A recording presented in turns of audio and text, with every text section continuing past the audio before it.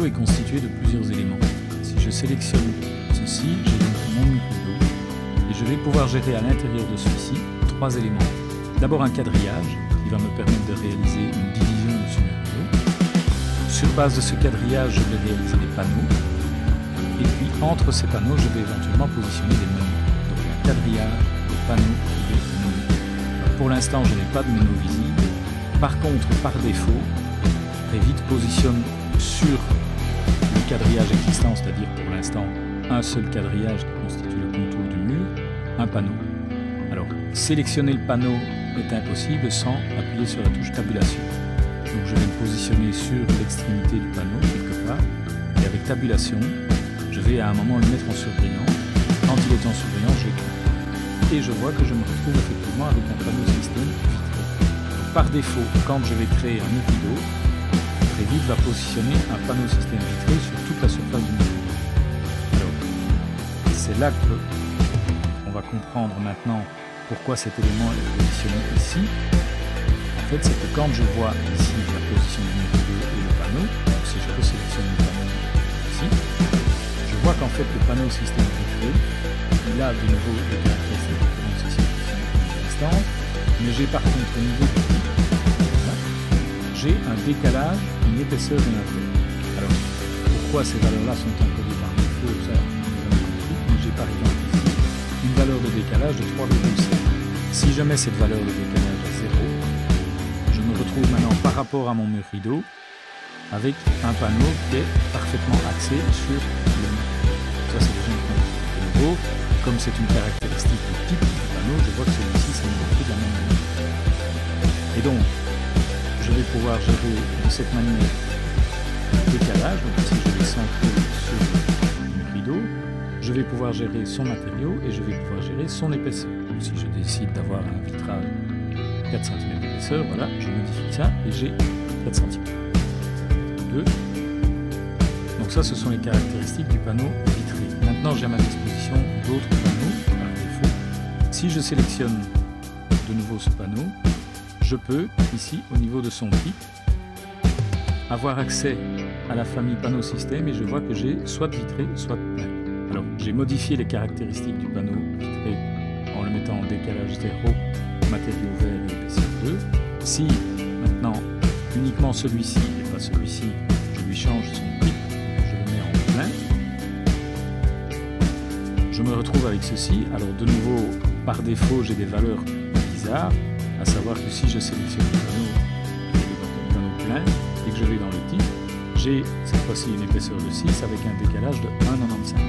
Donc de nouveau, je vais mettre par exemple 0 en valeur de décalage et une épaisseur de 6. Donc cette fois-ci, j'ai bien de nouveau mon panneau plein qui est centré sur l'axe ici, puisque j'ai mis décalage 0 et j'ai une épaisseur de 6. On verra tout à l'heure que j'ai également à ma disposition mais pour cela, je dois d'abord créer certains quadrillages. Alors, la création des quadrillages. Je vais donc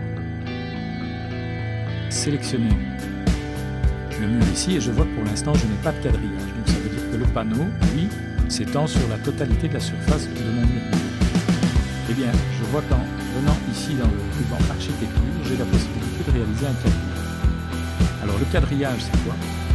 Je vais faire des divisions de mon mur rideau. Donc quand je vais approcher mon curseur d'une limite horizontale de mon mur rideau, je vais avoir des codes temporaires et une ligne verticale cathodique. Donc je vais cliquer, il va réaliser une division de mon mur rideau et réaliser 2 panneaux. Donc si maintenant, de nouveau avec tabulation, parce que je ne sais pas le sélectionner autrement, je fais tabulation ici, je vois que mon panneau ici, mon panneau plein, a été divisé et que j'en ai bien 2.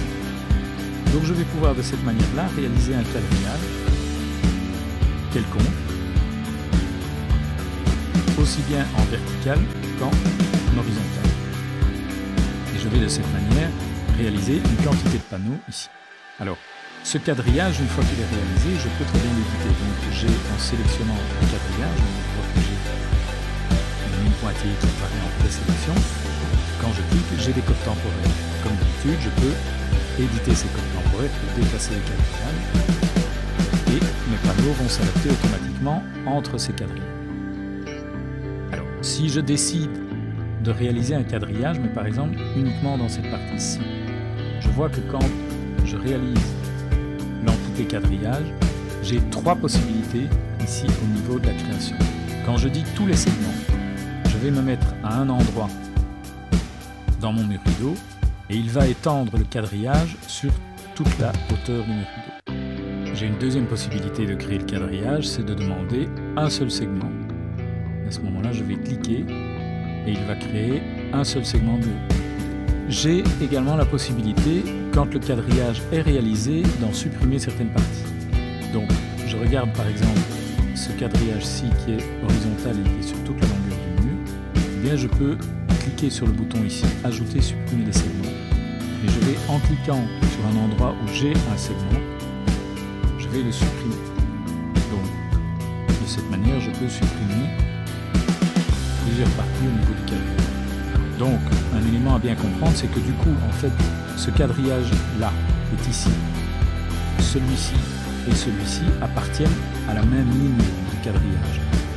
Donc, si par exemple, je voulais en ajouter un ici, mais qui est parfaitement aligné avec celui-là, je n'y arriverai pas en ajoutant un quadrillage. Pourquoi? Parce qu'en fait, ce quadrillage-là existe déjà. Simplement, il n'a pas de ligne ici. Donc, je vais pouvoir demander d'ajouter ou supprimer les segments. Et donc de la même manière, tout à l'heure je cliquais à un endroit où j'avais un segment copié, et si je clique à un endroit où je n'ai pas de segment, eh bien il va l'ajouter.